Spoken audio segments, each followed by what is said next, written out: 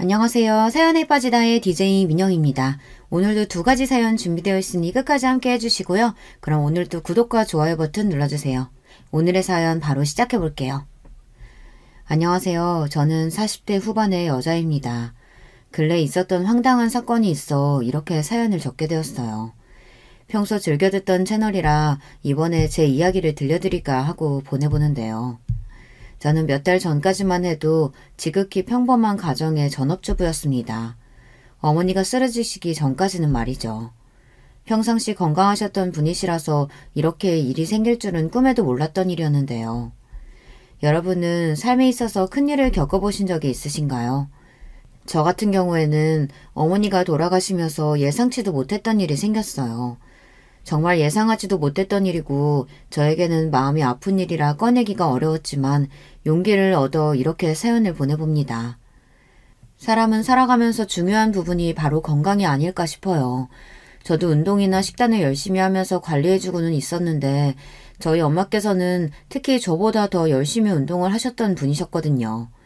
그렇다 보니 자연스럽게 건강하게 지내는 것은 물론 아버지와도 사이가 좋으셔서 두 분이 등산을 가시는 일도 많았어요. 워낙 건강하게 지내시던 분이라 그런지 항상 엄마는 정말 오래 사실 거라고 생각하면서 살았거든요. 하지만 이번 일을 통해서 사람은 정말 어떻게 될지 모른다는 게 어떤 뜻인지에 대해서 이해를 할 수 있었어요. 그날도 평소와 같이 집안일을 하고 있는데 아버지께서 다급히 저에게 연락을 하셨습니다. 네, 아빠 무슨 일이세요? 설거지 중이라 전화 못 받았어요. 지혜야, 얼른 성일병원으로 와야겠다. 네 엄마가 지금 일하다가 쓰러져서 의식이 없는 상태야. 나도 가고 있으니까 병원에서 보자꾸나. 엄마가요? 갑자기 이게 무슨 일이에요? 바로 갈게요. 저는 그 전화를 듣고 바로 뛰어나갈 수밖에 없었어요. 평소 건강하고 힘이 있던 엄마가 왜 갑자기 쓰러지셨을까? 혹시 사고가 있었던 것은 아닐까 하며 불안한 마음을 안고 도착한 병원에서는 생각지도 못한 이야기를 들었어요. 어머니께서 뇌혈관이 터지면서 쓰러지신 것 같아요. 지금으로서는 가망이 있는 상태는 아니셔서 가족분들이 마음의 준비를 하시는 게 좋을 것 같아요. 죄송합니다. 건강하시던 분이 갑자기 이렇게요? 선생님, 저희 엄마 좀 살려주세요. 이렇게 못 보내요. 죄송합니다. 의사 선생님의 절망적인 소리에 저는 소리를 내서 울 수밖에 없었고 곧이어 도착하신 아버지께서도 슬픔에 잠기셨어요. 그동안 행복하게 지냈던 저희 가정이 무너지는 느낌이 들더라고요. 제 연락을 받았던 남편도 곧이어 병원에 도착했습니다. 장인어른, 여보, 이게 무슨 일이야? 장모님이 쓰러지셨다니. 여보, 어떡하지? 나 엄마 없으면 안 되는데. 의사 말로는 가망이 없대. 어떡해? 너무 무서워. 내가 있잖아. 걱정하지 말고 일단 밥부터 챙겨 먹고 힘이 있어야 옆을 지켜드리지. 밥 먹어도 힘 없어. 엄마가 저러고 계시는데 어떻게 밥이 들어가? 당신이 어떤 말 하는지 잘 알아. 근데 말했잖아. 당신이 힘이 있어야 하는 거라고. 간호하려면 여보도 신경을 써야지. 남편의 말에 저도 동의를 하고 식당에 가서 천천히 밥을 먹었어요. 밥이 코로 들어가는지 목으로 넘어가는 것인지 모를 기분으로 식사를 마치고 간병인이 한 명밖에 되지 않는다고 해서 아버지와 번갈아가며 간호를 시작했습니다. 쉽지 않은 일이었지만 그래도 엄마를 위해서라면 시간을 내서 간호를 해드릴 수 있었어요. 남편도 이해를 해주었고 저도 지치긴 했지만 희망을 놓고 싶지는 않았던 마음이 더 컸던 것 같아요. 한동안 제가 힘들게 간호를 하며 엄마가 회복하실 거라고 믿으면서 희망을 놓지 않고 있었거든요. 엄마가 워낙 건강하시기도 했고 무엇보다 제가 갑작스러운 이런 일을 겪으면서 왜 뇌출혈이 생겼을까라는 생각이 들었어요. 다양한 원인들이 있었지만 평소 혈압이 높으셨던 분들이 갑자기 이렇게 쓰러지시면서 안 좋아지는 경우가 꽤 있더라고요. 아버지께 물어보니 얼마 전부터 어머니가 두통이 있으셨다고 하셨고 혈압도 관리를 잘 하고 있었는데 갑자기 이렇게 된 게 속상하다고 하셨어요. 하지만 의사 선생님께서 엄마의 상태를 설명해 주시는데 그 말을 듣고 저희는 깜짝 놀랄 수밖에 없었어요. 어머님이 평소 질병이 있으셨는데 가족분들은 모두 알고 계셨나요? 그동안 혈압 말고는 다른 문제 없다면서 저한테는 얘기한 게 없어요. 아무래도 환자분께서는 당뇨도 있으시고 갑작스럽게 뭔가 피로가 높아지면서 뇌출혈이 생긴 것 같아요. 그럴 리가요. 그럼 저에게 말이라도 해줬을 텐데 몸이 많이 안 좋은 상태인가요? 혈관 상태도 좋지 않고 지금 상태로 봤을 때는 지켜봐야 할 것 같습니다. 그 뒤로 간호를 하면서 회복하길 바랬지만 저의 바람과는 달리 어머니께서는 하늘로 가셨고 정말 힘든 시간을 보냈던 것 같아요. 준비된 이별이 아니었고 급격히 안 좋아지셔서 돌아가신 거거든요. 어떻게 사람이 이렇게 빨리 떠날 수 있을까 싶을 정도로 이해가 되지 않았고 한참을 울면서 생활했던 것 같아요. 가장 가까운 사람이 돌아가신 적이 없었던 터라 이 허망한 감정을 잠재울 수 있는 방법이 없었어요. 주변의 위로 역시 제 마음속에 들리지 않았고 아버지께서는 한참을 술로 보내시더라고요. 정신이 들었던 건 엄마를 보내드리고 난 뒤 한 달 정도 지나고 나서 정신을 차려야겠다는 생각이 들었어요. 이대로 생활하는 것은 엄마께서도 원치 않으실 것 같았고 저 또한 가정이 있으니 정신을 차리고 살아야겠다는 마음뿐이었죠. 아버지께도 찾아가고 힘든 시간을 함께이기에 나아가며 회복하기 위해 여행도 가고 울고 웃으며 시간을 보냈습니다. 아직 엄마가 떠나셨다는 게 믿기지 않네요. 그러게 말이다. 2달 사이에 많은 일이 있었구나. 그래도 이 시간을 보내면서 엄마를 위해서라도 제대로 살아야겠다는 생각을 했어요. 앞으로는 슬픔에만 빠져있지 않으려고요. 당장은 힘들겠지만 시간이 약이라는 말이 있잖니. 엄마도 위에서 다 보고 계실 거야. 제가 아빠께도 자주 찾아뵐게요. 장인어른 걱정 마세요. 제가 잘 챙기겠습니다. 그래 강서방. 지금도 잘하고 있어. 그간 병간호하느라 많이 신경 썼지? 고생했다. 서로를 다독이며 위로했고 저희는 더 단단해지는 것을 느낄 수 있었어요. 직접 겪어보니 부모님을 보낸다는 것은 마음속에 큰 구멍을 안고 사는 것과 같더군요. 아무리 노력해도 채워질 수 없는 부분들이 있었어요.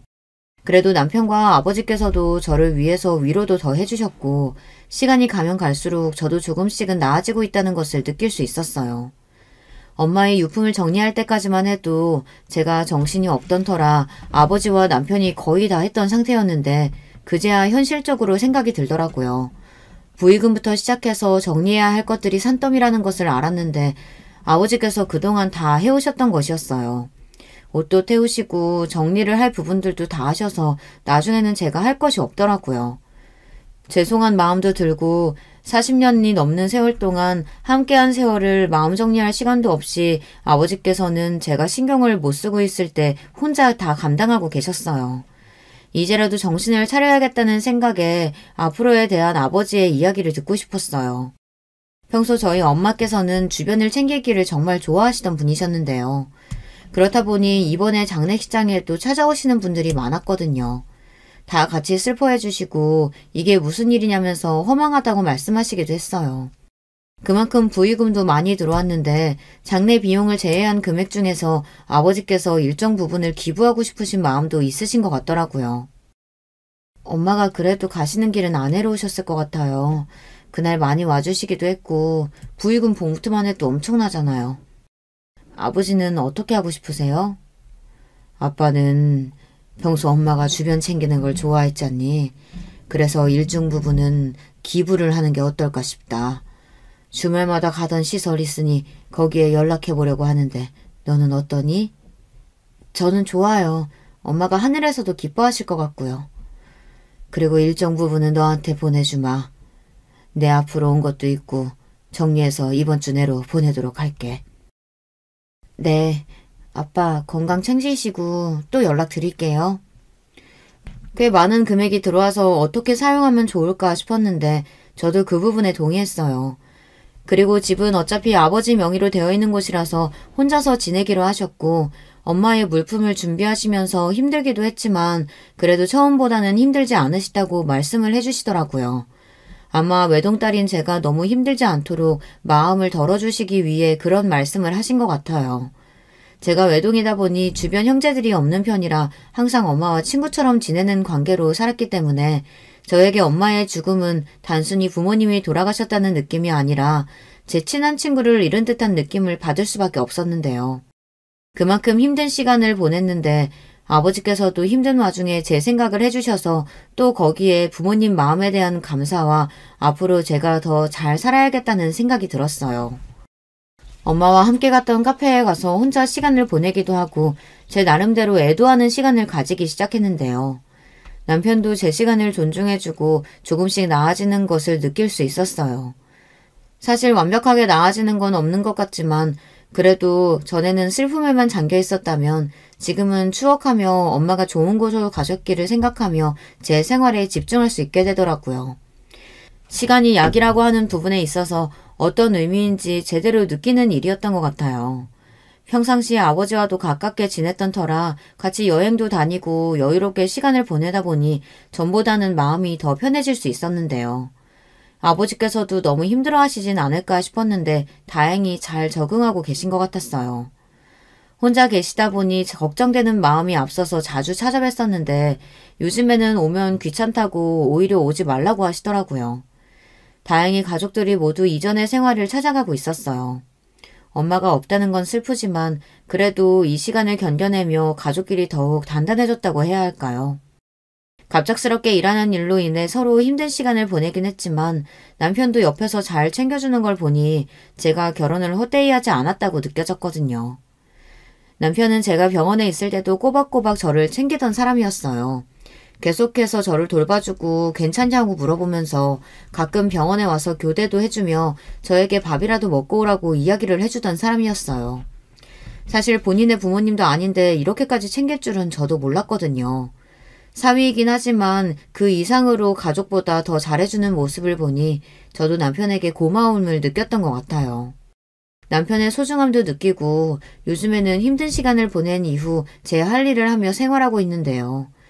그동안 엄마 병원에 다니면서 못해줬던 집안일도 열심히 하고 남편을 위해 식단도 신경 쓰면서 더 잘해주게 되더라고요. 앞으로도 제 옆에 평생 남을 사람인 만큼 이번 기회로 더 느끼게 되었던 것도 있었어요. 남편도 엄마가 돌아가시고 나서 한참 동안 말이 없었고 아무래도 갑자기 쓰러지셔서 돌아가신 거라 남편도 많이 당황했던 것 같아요. 저도 갑작스러워서 힘든데 남편은 오죽하겠어요. 그래서 그때는 서로 위로하면서 보내는 시간이 대부분이었고 또 남편이 제가 힘들어할까봐 혼자만의 시간을 준 것도 있어서 저도 개인적인 시간을 가지라고 남편에게 그동안 모아두었던 돈을 조금 보태 여행을 보내주기로 했어요. 지금은 흐트러져 있던 생활들이 다 정리되며 평소처럼 잘 지내고 있던 와중에 남편에게 배신감을 느낀 사건이 벌어졌어요.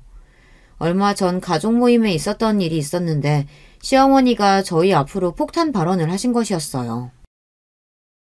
사부인이 그렇게 되신 건 정말 안타까운 일이지만 그래도 우리 지혜가 힘내면서 살았으면 좋겠다. 어머니 감사해요. 그때 장례식장에서 정신이 없어서 인사도 못 드렸는데 찾아와 주셔서 감사했습니다. 당연히 우리가 가봐야지. 혼자서 그 모든 걸 어떻게 감당하겠어. 아버지께선 요즘 괜찮으시니? 네, 전보다는 많이 나아지신 것 같고 틈틈이 제가 찾아뵙고 있어요. 너도 괜찮아 보여서 다행이다. 다른 건 아니고 그날 보니 사람들이 꽤 북적이던데 사부인께서 인간관계를 잘 쌓으셨나 보다. 네, 엄마께서는 워낙 주변을 잘 살피던 분이시라서 친구분들도 많고 모임도 자주 가셨어요. 그래서 그날 많이 찾아주신 것 같더라고요. 그럼 부의금도 어느 정도 두둑하게 들어왔겠구나? 저는 거기서 깜짝 놀랄 수밖에 없었어요. 저희 엄마의 부의금을 이야기하시니 당황스럽기도 하고 그걸 왜 궁금해 하시는지도 몰랐거든요. 제 가족의 일을 함께 슬퍼해 주시고 찾아와 주시는 건 감사했지만 부의금에 관해 물어보시는 건 아니라고 생각했거든요. 어머니 부의금 관련해서는 제가 말씀드릴 게 없어요. 이미 저희 아버지와 어떻게 할지 상의도 끝났고요. 그걸 왜 남편 상의도 없이 그렇게 하니? 아무리 그래도 시댁이랑도 같이 이야기를 해봐야 하는 거 아니야? 아니죠. 어머니, 이런 부분을 왜 이야기하면서 저희 엄마한테 들어온 부의금을 공유해드려야 하는지 잘 이해가 안 가요. 아무리 그래도 그렇지. 사부인께서 누워 계실 때 태훈이가 가서 얼마나 많이 도와드렸니? 그러면 적어도 그런 상의는 남편과 같이 해야 되는 거 아니냐고. 남편한테는 공유해줄 수 있는 부분이라고 생각이 들지만 이 문제로 왜 어머니께서 이렇게 화를 내시는지 잘 모르겠어요. 그날 식사 이후에 있었던 대화를 통해 알게 된 사실은 시어머니께서는 저희 엄마의 부의금을 가지고 식당을 오픈하려고 하셨던 것이었어요. 듣자마자 저는 어이가 없을 수밖에 없었고 남편을 바라보니 제 눈을 피하더라고요. 그래서 그날 저녁 바로 집으로 돌아와 남편에게 상황에 대해서 설명해보라고 했습니다. 어머님이 저렇게 말씀하신 거 당신은 이미 알고 있었던 거야? 미안해. 나도 미리 말하고 싶었는데. 근데 솔직히 이 부분에 대해서 나랑 상의 없이 장인어른과 그렇게 정할 줄은 몰랐어. 엄마 말도 틀린 건 아니잖아. 그게 무슨 소리야.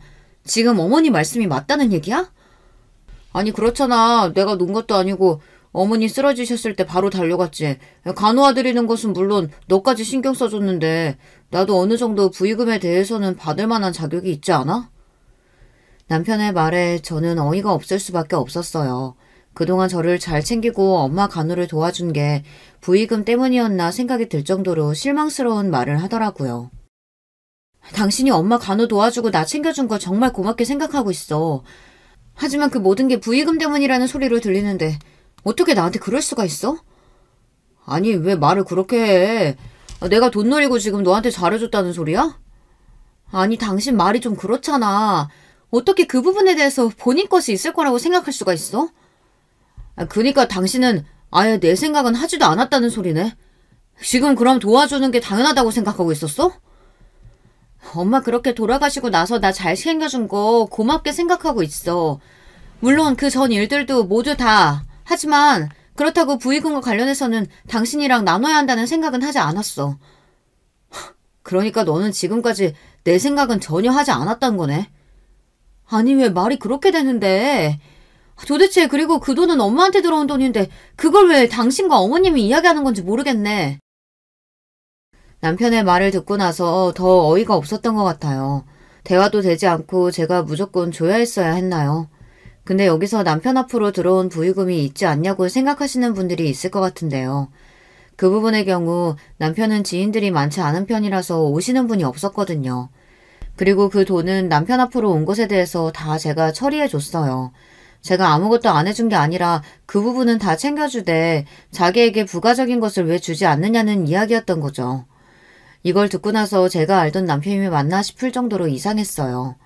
왜 돈을 탐내는지를 이해할 수가 없었고 어머니는 그 뒤로 저에게 연락하시면 정말 도와줄 생각이 없는지 계속 물어보셨어요. 사실 제가 도와드릴 수 있는 부분은 맞지만 엄마의 부의금으로 그렇게 쓰는 게 맞는지 잘 모르겠더라고요. 그리고 이미 아버지와 얘기를 끝냈을 때 일정 부분은 비상금으로 남겨두고 일정 부분은 기부를 하기로 이미 말이 끝났거든요. 이 부분에 대해서 말씀을 드리니까 시부모님은 정말 난리가 났습니다. 정말 그 돈을 네가 다 가질 셈이니? 가족끼리 돕고 살아야지. 시어머니가 그동안 해보고 싶었던 일 좀 해보겠다는데 도와줄 수 있는 거 아니냐? 어머니, 이미 그 부분은 아버지와 예전에 말이 다 끝났고요. 지금 와서 저희가 결정을 바꿀 수는 없어요. 어머니 그 돈은 오로지 저의 돈이 아니에요. 그리고 엄마가 평소에 봉사하시던 곳에 기부까지 마친 상태고요. 뭐? 기부? 그 돈을 왜 아무도 알지 못하는 사람들한테 기부해? 제정신이니? 시부모를 도와줄 생각을 해야지. 그거를 다른 사람들한테 왜 주냐고. 네가 그렇게 도와준다고 해서 그 사람들이 알아주기나 한다니? 엄마가 예전부터 다니시던 곳에 기부한 것뿐이에요. 그리고 엄마가 원하실 것 같고요. 주기적으로 계속 공사하셨던 곳이기도 하고 예전부터 저한테 기부에 대한 생각이 계속 있다고 말씀을 하셨던 분이세요. 그리고 그 부분은 저희 아버지와 얘기해서 끝난 부분인데 그걸 왜 어머니가 지금 열을 내세요? 열을 낸 게 아니고 어이가 없어서 그러지. 가족이 도와달라고 할 때는 모른 척 하더니 네가 너무 괘씸해서 그런 거야.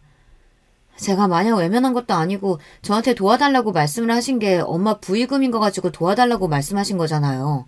그건 안 된다고요, 어머니. 그럼 그 돈 말고 네가 나한테 큰 돈으로 도와줄 수 있는 돈이 있긴 한 거야? 그런 것도 아니잖아. 요즘 보험도 잘 들어놓으면 사망보험금이 잘 나온다는데 그 정도면 꽤 두둑하게 주머니 채워졌을 거 아니냐고. 어머니 지금 무슨 말씀하시는 거예요? 저한테 지금 사망보험금까지 말씀하시는 거예요? 지금 상 치른 지 3개월도 되지 않은 저한테 그게 하실 말씀이신가요? 내가 못할 말 한 것도 아니고 가족끼리 도와줄 수도 있는 거 아니니? 그리고 이 돈은 아버지의 노후도 생각하고 있어 제 나름대로 계획을 세워둔 상태였거든요. 시어머니께서 그렇게 말씀하실 줄도 몰랐고 시댁 식구들에게 이 돈을 보태야 되는 이유도 전 전혀 모르고 있었기 때문에 당연히 생각을 안 하고 있던 부분이었는데 당황스러울 수밖에 없었어요. 그리고 필요하다고 해도 저런 식으로 사망보험금을 언급하며 말을 하는 게 맞나요? 그리고 남편의 말을 듣고는 제가 알던 사람이 맞나 싶을 정도로 사람이 어떻게 그렇게 계산을 할 수가 있지라는 생각이 먼저 들었던 것 같아요. 저는 이 일을 끝으로 남편이랑 이혼하기로 마음을 먹었습니다. 남편의 말에 충격을 받기도 했고 그동안 남편이 저한테 했던 행동들이 모두 가식적으로 느껴지기 시작했거든요. 저한테 조금만 잘해줘도 돈을 받으려고 일부러 저러는 거라고 생각하고 또 제 앞에서 시어머니 편만 드니까 도저히 같이 살 수가 없겠다는 생각이 들었어요. 물론 보육금을 좋은 곳에 사용할 수도 있죠. 저희의 미래를 위해서라든지 쓸 방법들이 있는데 그게 왜 시댁 식구들한테 가야 하는지 저만 이해가 할 수 없는 부분인가요? 시어머니는 계속해서 연락이 와서 도와달라고 말씀하시고 남편은 오히려 은행보다는 낫다고 이야기하는 게 더 정이 떨어질 수밖에 없었어요. 이런 부분들을 사실 아버지와 상의하기에도 혹시라도 상처받으시진 않을까 걱정이 되었거든요. 근데 혼자 감당하기에는 너무 큰 사건인 것 같아 아버지에게 이야기할 수밖에 없었어요. 아빠, 오랜만에 연락드리는데 이런 말씀 드려서 죄송해요. 자꾸만 시어머니께서 가게에 대한 생각이 있으시다고 저한테 돈을 해달라고 하는데 부의금으로 달라고 하시네요. 너희 시댁 식구들은 급해도 그렇지 어떻게 부의금을... 저는 시댁 식구들한테까지 부의금을 어떻게 사용할지에 대해 이야기를 해야 할지 몰랐어요. 그래서 당황스럽고 남편까지 도와드리는 게 맞다는 식으로 말을 하니까 더 헷갈려요. 도와드릴 수는 있겠지만 그걸 지금 이야기한다는 게 난 이해가 가지 않는구나.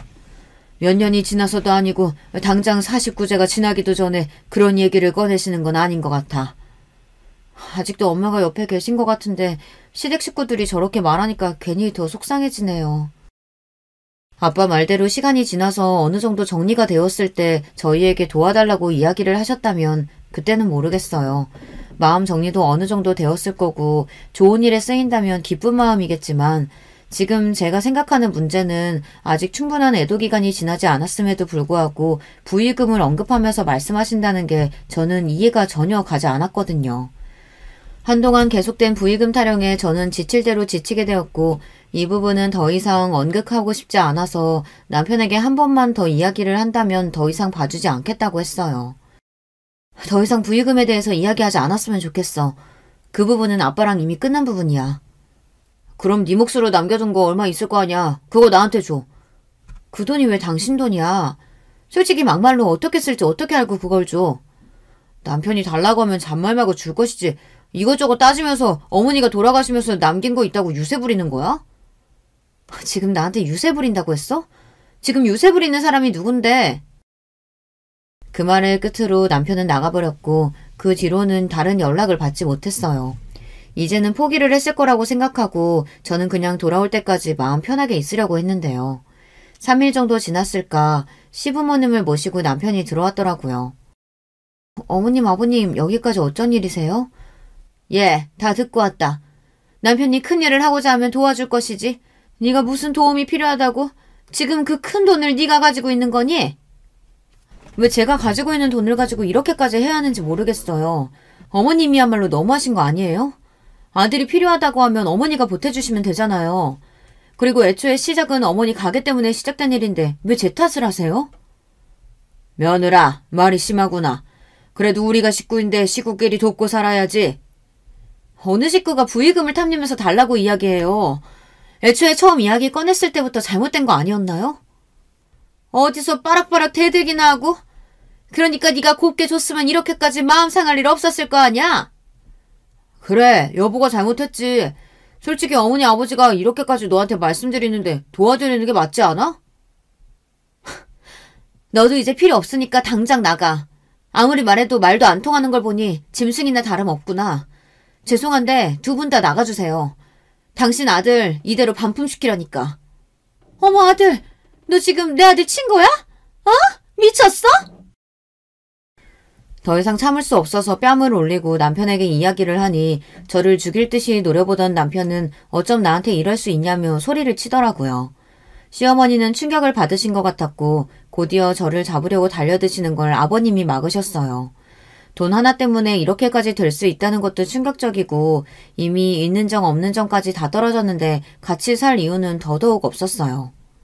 야, 이혼? 하려면 해. 그 대신 자산 반반 나눠서 정확히 계산해서 나눠. 부의금도 마찬가지야. 아니, 그럴 일 없어. 재산 분할은 변호사 통해서 할 거고 부의금까지 너한테 나눠줄 이유는 없지. 네가 아주 돈독이 제대로 올랐구나. 그러니까 지금까지 그 큰 돈을 나한테 말도 안 하고 혼자 가지고 있었지. 당신 통장 조회도 해본 거야? 내가 네 남편인데 그 정도도 못 해보겠어? 그 뒤로 남편은 저에게 되지도 않을 것을 요구하며 이혼을 요구했습니다. 저한테 이렇게 이혼할 거라면 제대로 재산 분할이라도 하라며 이야기를 하더라고요. 미안하다는 말 한마디 없이 제가 뭘 잘못했는지 모른다면서 오히려 화를 내며 본인의 가족들이 잘못한 건 없다는 것을 어필했어요. 아직도 잘못이 없는 것이라고 생각하는 것을 보면서 이해할 수 없었고 어떤 것이 문제인지를 정확하게 모르는 사람들에게 그 부분을 설명하는 게 더 힘든 일이더라고요. 나 진짜 너무 힘들어. 부의금을 꼭 시댁 식구들이랑 나눠야 되는 거야? 에? 그게 무슨 소리야? 나는 우리 집에서만 장례 비용이랑 빼고 정리했는데? 나도 그런 줄 알았어.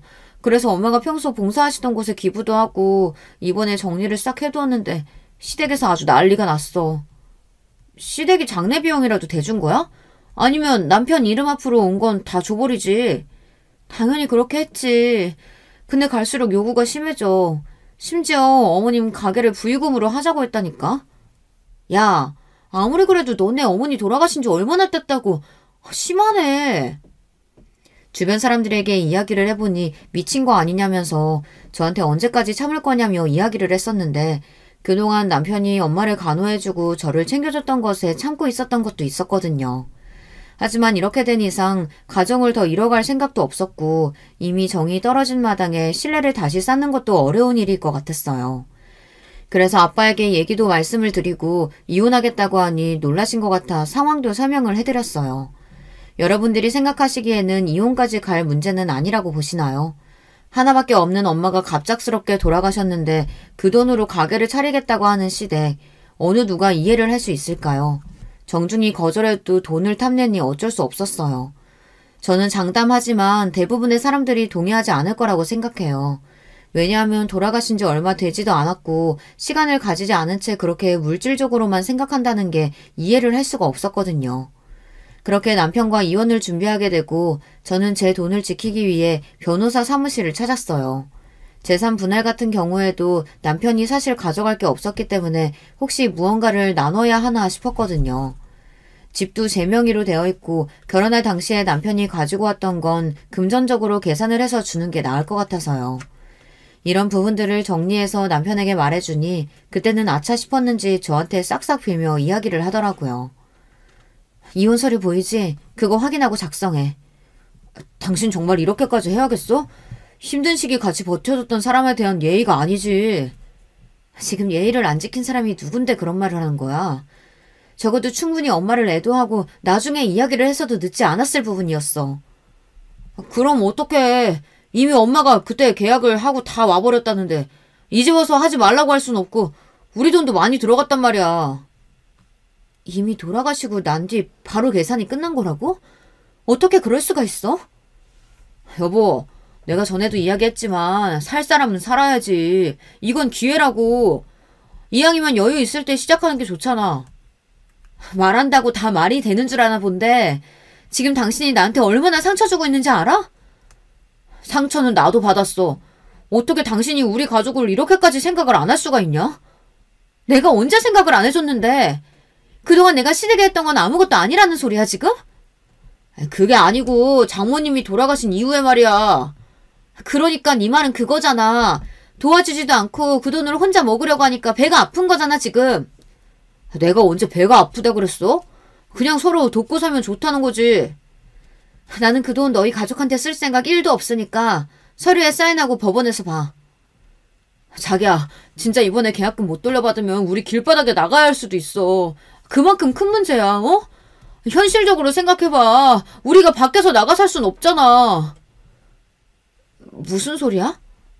우리가 혹시 바닥에 나 앉아야 한다니? 난 당연히 여보도 도와줄 줄 알고 우리 집 담보대출도 조금 받아놨지. 그게 다 가게 보증금으로 들어가 있는 상태고.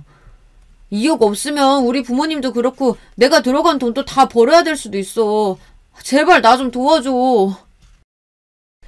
상황을 파악하고 나니 엄마가 아팠을 당시에 남편이 이것을 부모님께 알렸을 때 반응이 정말 대박이더라고요. 남편이 이야기를 해준 부분인데 듣자마자 소름이 돋을 수밖에 없었어요. 이 대화는 저희 어머니가 쓰러지셨을 당시에 있었던 대화인데요. 어떻게 방법은 없는 거래? 갑자기 이게 무슨 일이야? 그러니까 나도 안타까워 죽겠어. 지혜도 안쓰럽고. 얘, 그러면 사망보험금은 얼마나 나온다니? 요즘 보니까 보험도 잘 돼 있고 부의금도 꽤 들어올 것 같은데. 엄마, 지금 그게 무슨 소리야. 돌아가시지도 않았고 그럴 일도 없어. 혹시라도 돌아가시게 되면 네 와이프 몰래 가게 오픈 부의금 받아서 해버리자. 엄마 진짜 미친 거 아니야? 아무리 그래도 그렇지. 얘 잘 생각해봐. 너희 집 대출도 껴있어. 어떡할 거니? 현실적으로 바라보란 말이야. 남편은 시어머니의 말을 듣고 나서 처음에는 어이가 없다고 생각했는데 돌아가시고 난 뒤에 정말 현실적으로 생각을 할 수밖에 없었다고 해요. 이게 말이 되는 소리입니까? 남편의 이야기를 듣고 나서는 더 시댁 식구들을 이해할 수 없었어요. 돌아가시기 전에도 그런 생각을 했다는 것 자체가 역겨웠거든요. 그래서 저는 그때 남편에게 선택지를 주었어요. 이혼을 할 것인지 아니면 시부모님과 연을 끊고 살 것인지에 대해서 말이죠. 물론 시어머니의 말씀을 듣고 흔들렸던 남편이 미운 것도 맞지만 남편은 다시는 돈에 대해 일절 말하지 않고 미안한 만큼 앞으로 더 잘하겠다고 했어요. 또 시부모님과도 이 문제를 해결하겠다며 저를 데리고 바로 시댁으로 향했습니다. 어머니 아버지, 사실 그동안 우리가 되도 않는 이야기 가지고 지혜 괴롭힌 거 맞잖아요. 이건 아닌 것 같아요. 그게 무슨 소리야? 당장 그럼 계약금 묶인 건 어떡하려고? 그건 우리 가족이 해결해야 할 문제고요. 지혜는 더 이상 여기에 끌어들이지 않으셨으면 해요. 계속 이런 문제로 트러블 생긴다면 저는 부모님과의 연을 끊겠습니다. 예, 네가 어디서 무슨 말을 듣고 왔는지 모르겠는데 그런 말 함부로 하는 거 아니다. 부모 앞에서 연을 끊겠다고 이야기하는 게 제정신이야? 아무리 그래도 그렇지. 우리가 그동안 심했던 건 인정하마. 하지만 그렇다고 부모님 앞에서 이렇게 말하는 건 아니지. 앞으로 금전적으로 도와드릴 일 전혀 없을 거고 이건 시부모님뿐만 아니라 친정도 마찬가지예요. 그렇게 남편이랑 이야기를 마치고 돌아오는 길에 진지하게 저를 향해서 사과를 하는 모습을 보고 그동안 반성했다는 걸 느낄 수 있었는데요. 자기가 잠시 돌았던 것 같다고 정말 미안하다고 이야기하는 남편을 보니 저도 모르게 마음이 풀렸던 것 같아요. 물론 제가 힘들었던 마음이 다 풀릴 정도로 상황이 좋아진 것은 아니지만 제 몰래 받았던 대출은 본인이 갚겠다고 각서까지 쓰더라고요. 그 뒤로는 전혀 문제가 될 게 없을 거라고 생각했어요. 하지만 그랬다면 제가 이렇게 사연을 보내진 않았겠죠. 2-3달 정도는 평화롭게 지나가는데 얼마 전 남편이 시어머니와 통화하는 모습을 보고 난 뒤로 있는 정까지 다 떨어지게 되었습니다. 그날은 제가 장을 보고 집에 일찍 들어왔을 때 남편이 조퇴를 했는지 집에서 통화를 하고 있는 게 들리더라고요. 그렇다니까. 조금만 있으면 아마 내가 달라고 안 해도 힘들어하는 걸 보면 바로 줄 거야. 그 사람 내가 힘들어하는 건 견딜 수 없을 거거든. 야, 그러면 네 빌린 돈 다 내고 돈 좀 남으면 동남아 여행이라도 가보자. 거기 여자들이 진짜 죽인대. 오, 동남아? 좋지. 야, 말도 마. 받는 돈만 해도 엄청날 거야. 걔 진짜 돈 많거든. 지금 통장 조회해봤는데 어마어마하더라. 그 돈을 혼자 쓰려고 했다니 괘씸하기도 하네. 야, 그래도 네 장모님 목숨값인데 그렇게 탐내도 되는 거냐. 아무튼 난 뭐래도 좋다. 조만간 술 한잔 하자. 그래, 들어가라. 충격적이지 않을 수가 없는 대화 내용을 듣고 나서는 당시에는 아무 말도 못하고 남편이 하는 말만 녹음하고 있었어요. 제가 남편이랑 이혼할 당시에 들었던 얘기 중에서 증거는 꼭 남겨두는 게 좋다는 게 떠올라서 그 말을 듣고 있던 와중에 또 녹음 버튼을 누르게 되더라고요. 아마 남편이 저에게 사과를 했던 것은 저를 꼬드겨서 나중에는 돈을 받을 수 있을 거라고 생각을 했던 것 같아요. 저는 그때부터 제대로 복수를 해야겠다고 결심한 뒤 어떻게 하면 제대로 나락을 보낼 수 있을지에 대해 생각을 해봤어요. 그러다가 딱 생각이 들었던 부분이 바로 무리하게 투자를 시켜보는 건 어떨까라는 생각이었거든요. 아무래도 시댁 식구들과 남편은 그동안 가게 오픈을 하고 싶어 하기도 했고 좋은 자리가 있다고 하면 바로 미끼를 물 수 있을 것 같았거든요. 여보, 이번에 좋은 상가 자리 있다고 하는데 혹시 관심 있어? 에이, 상가라니. 그동안 내가 당신한테 속썩인 게 상가 때문인데 괜찮아. 다른 건 아니고 이번에 들어가면 그냥 대박인 곳이 있다고 정보를 들었거든. 혹시 관심이 있나 하고. 나야 뭐 관심은 항상 있지. 우리 엄마가 가게 하고 싶어 했잖아. 내가 그 뒤로 일부러 말을 안 했는데 사실 엄마가 아직 가게에 대한 생각을 못 접으신 건 맞는 것 같긴 해. 물론 당신한테 해달란 소리는 아니야. 우리 가족이 알아서 해야 할 일인 거지. 어머님 아직도 가게 하고 싶다고 하신다고? 그때 계약금은 다 어떻게 했어? 아, 그게 아버지 퇴직금 받아서 다 메꿨어. 걱정하지 마. 관심 있으면 어머님이랑 한번 얘기해보는 게 좋을 것 같은데 건너 들어보니까 들어가기만 해도 매출이 보장된다더라고. 그래? 그럼 한번 내가 어머니랑 이야기해볼게. 근데 당신 상가 쪽으로는 아예 관심도 없는 사람이 어쩐 일이래? 아니, 우리도 슬슬 미래를 준비해야 하고 가지고 있는 돈 굴리기에는 상가 쪽이 좋잖아. 제가 관심이 있다고 하니 남편도 적극적으로 상가를 어필하면서 그 뒤로는 한번 자리를 구해보는 것도 괜찮을 것 같다고 이야기하더라고요. 저는 부동산에 대해서 아는 점이 많지 않다 보니까 주변 지인들에게 물어보니 진짜 좋은 자리와 안 좋은 자리에 대해서 알려주더라고요. 그래서 남편에게는 안 좋은 자리를 좋은 구역이라고 이야기하면서 자리를 직접 보러 가게 하기도 했어요. 안 좋은 자리라고 해도 지리적으로 봤을 때는 부족함이 없는 곳이었기 때문에 남편을 속이기 딱 좋은 곳인 것 같더라고요. 그래서 남편은 직접 어머니와 같이 가게를 하려고 보니 괜찮은 곳으로 느껴졌는지 이왕이면 크게 자리를 잡는 게 좋을 것 같다고 이야기하며 조금 무리를 하는 게 보였어요. 제가 봐도 그 상가는 생각보다 위치도 괜찮아 보였고 주변에 아파트 단지가 있는 게 아니라 고정적인 수요는 기대해보긴 어렵겠더라고요. 하지만 남편은 뭐가 그렇게 좋은지 싱글벙글이었어요. 당신 너무 무리하는 거 아니야? 이렇게 하면 달마다 나가는 돈도 무시하지 못할 텐데.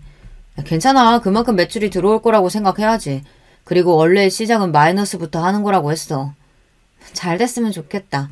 어머니가 직접 운영하고 싶어 하셨잖아. 그래서 이번에 조금 무리한 것도 있고 사실 아직 부족한 게 있긴 한데. 응? 뭔데? 이번에 계약금 내고 나니까 미리 사야 되는 것들을 아직 못 사서 돈이 조금 모자라네. 당신이 좀 도와줄 수 있어? 얼마나 도와주면 되는데? 앞으로 매출이 어떻게 나올지 모르니 미리 비상금도 있으면 좋을 것 같은데 한 5천 정도? 그래? 알겠어. 도와줄게. 여보 정말 고마워. 내가 가게 잘 되면 앞으로 잘할게. 여보 그럼 직장은? 회사 일은 관두는 거야? 안 그래도 이번에 퇴사한다고 이야기했어. 당신도 이해해줄 수 있지? 아, 그래? 그래도 나랑 상의는 하고 그만두지. 이제 가게 잘 돼서 직장인 월급보다 훨씬 더 많이 벌 텐데 확신이 있으니까 그만둔 거야. 그 말을 듣고 나선 더 이상 해줄 말이 없었어요. 잘 다니는 직장을 그만둘 거라고는 생각도 못했던 부분이거든요. 아무튼 남편은 제가 알려준 상가 자리를 매입했고 돈을 빌려주겠다고 했지만 저는 그 약속을 이행하지 않았어요. 계약하는 날이 다가오자 남편은 저에게 전화하면서 돈을 주냐고 닥달을 하기 시작했는데요. 오늘 계약 날인 거 알지? 잔금도 내야 하고 이것저것 사야 하는데 돈은 언제 될까? 무슨 돈? 나한테 맡겨둔 돈이라도 있어? 아니 당신이 나한테 5천만 원 빌려주겠다고 했잖아. 아 미안. 그건 안 될 것 같아. 아니 그게 이제 와서 무슨 소리야? 나도 당신 말대로 미래를 준비하려고 건물 좀 사다 보니까 돈이 별로 안 남네. 뭐? 네가 건물을 샀다고? 빌려준다고 한 거야. 빌려줘야지. 이제 와서 그러면 어떡해? 5천 정도는 당신이 충분히 마련할 수 있잖아. 그리고 앞으로 나한테 연락 안 했으면 좋겠어. 그게 무슨 소리야? 연락하지 말라니. 말 그대로야. 당신이랑 같이 살 이유가 없어졌어. 생뚱맞게 그게 무슨 소리야? 당신 얼마 전에 당신 친구랑 전화하면서 이런 얘기 했었지? 내가 당신이 힘들어하면 무조건 돈을 보태줄 거라는 말. 솔직히 힘들어하면 당연히 도와주겠지만 당신은 여전히 나를 돈으로 보고 있더라. 여보, 그건 그냥 친구랑 농담한 거야. 남자들이 원래 그런 농담을 좀 해. 누가 자기 와이프를 지갑처럼 여기면서 친구한테 그런 식으로 말을 해. 난 도저히 같이 못 살겠으니까 앞으로 잘 살아보고 가게 준비 잘해. 아니, 당장 돈이 없는데 오픈은 어떻게 해? 이럴 줄 알았으면 나도 데뷔를 했을 텐데 오픈에 필요한 것들 조금만이라도 도와주면 안 돼? 내가 엄마한테 그런 소리 떵떵 쳐놨단 말이야. 그건 앞으로 당신이 해결할 문제지. 그리고 혹시나 해서 하는 말인데 건물 같은 건 넘볼 생각도 하지 마. 그동안 그렇게 돈을 안 주려고 하더니 결국 네 배나 채우려고 그런 거였구나. 저는 그대로 이혼 서류를 준 채 밖으로 나왔어요. 그 집은 제 명의가 아니었기 때문에 주변에 구해둔 아파트로 들어가게 되었어요. 하루가 멀다 하고 남편은 저에게 전화 문자를 하며 제발 한 번만 용서해달라고 했고 그동안 남편에게 정이 제대로 떨어졌던 저는 더 이상 이혼을 미룰 수 없었어요. 절차대로 이혼을 준비하게 되고 처음에는 힘이 드는 시간이 있긴 했지만 저를 돈으로 보는 사람과 더 이상 같이 살 수는 없었기 때문에 마음을 다잡으면서 시간을 보내봤는데요. 얼마 전 접하게 되었던 소식으로는 남편이 오픈했던 가게는 생각보다 잘 안 되었고 오히려 빚만 떠안게 되었다는 소식을 듣게 되었어요. 아무래도 저희가 동창이다 보니 주변에 자연스럽게 이야기가 들리는데요. 저희가 이번에 이혼한 거를 아는 친구들은 몇 없었거든요. 아는 친구들은 저를 위로하며 오히려 잘 됐다고 이야기를 해주고 저도 더 이상 돈 때문에 스트레스를 받지 않으면서 생활하고 있는데요. 그 뒤로도 남편은 지속해서 저에게 연락하며 돈이 많으면 도와줄 수도 있지 않냐고 이야기를 하며 차용증을 쓸 테니 돈을 좀 빌려달라는 연락을 지속해왔어요. 그래도 몇 년 동안 함께한 사람인데 아직까지 돈으로 보고 있다는 것도 참 씁쓸하기도 했네요. 그렇게 망했는데도 아직까지 사업을 고집하는 것을 보니 정신을 차릴 것 같지 않아 보여요. 그리고 시어머니도 마찬가지로 이혼하겠다고 하니 노발대발하며 연락을 해오셨는데요. 그대로 차단하고 무시하니까 더 이상 오진 않았어요. 엄마 부의금으로 들어온 돈을 가게를 구하는 데 쓰려고 하셨다는 것도 이미 정이 떨어지는데 그동안 잘해주셨던 것도 아니라서 쉽게 마음을 정리할 수 있었네요. 가장 가까운 사람이 그렇게까지 저에게 상처를 줄지는 몰랐는데 이번에 엄마가 돌아가시고 난 뒤로 정말 믿을 만한 사람이 없다고 느낄 수밖에 없었는데요. 가장 가까웠던 시댁 식구들도 남편도 결국에는 저의 돈을 노리고 잘해준 거라는 것밖에 생각되지 않더라고요. 아버지께도 이런 사실을 말씀드리니까 처음엔 놀라셨지만 제가 상처를 더 받는 것보단 빨리 정리를 하는 게 낫다고 이야기를 해주셨어요. 요즘에는 제가 매입을 했던 건물은 오히려 잘 돼서 전보다 여유가 더 생기게 되었는데요. 이러한 소식이 남편 귀에 들어갔는지 한 번은 저에게 장문의 메시지가 도착하기도 했어요. 하지만 이미 그때는 제가 정리를 다 한 상태였고 더 이상 흔들릴 일도 없었기 때문에 더 이상 연락을 하지 않고 잘 살았으면 좋겠다고 답장을 전했거든요. 그 뒤로는 더 이상 연락은 오지 않고 있어요. 저의 결혼 생활은 여기서 끝이 났지만 그래도 후회하지 않아요. 엄마가 제 앞으로 남겨주었던 돈을 지킬 수 있었고 또 저를 진심으로 생각해주는 사람을 거를 수 있는 계기가 되기도 했어요. 일생일대 큰 일을 겪으면서 힘든 시간을 보낸 뒤로는 저만을 위한 시간을 가지면서 이전보다 더 여유롭게 생활을 즐기고 있는데요. 아버지도 그렇고 저도 봉사도 다니면서 오히려 남한테 베풀면서 사는 삶을 살고 있는데요.